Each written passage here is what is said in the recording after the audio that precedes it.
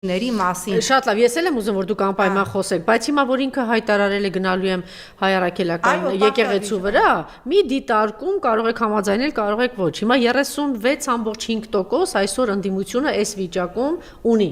Այսինքն սա առաջին արձանագրում ենք, որ հայ առաքելական եկեղեցին առնվազն այսքան մարդկանցով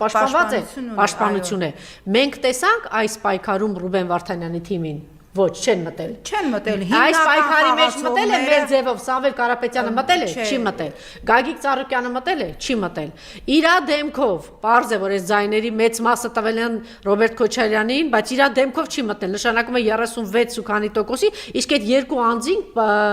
Ռոբերտ Քոչարյանի հետ են, չէ՞, ճանապարհ անցել եւ դիտարկվում են եւ Անդրանիկ Թևանյանի ուժը եւ Սևակի։ Սևակը գիտեք որ իրենց հետ է հանրապետականներ եւ նույն հանրապետականը չի մտել։ Հանրապետական կուսակցությունը ամենակայացած կուսակցություններից մեկը, քիչ առաջ ասեցի, իրական միս ու արյուն ունեցող քաղաքական գործիչներից կազմված ուժ, այդպես է թե այդպես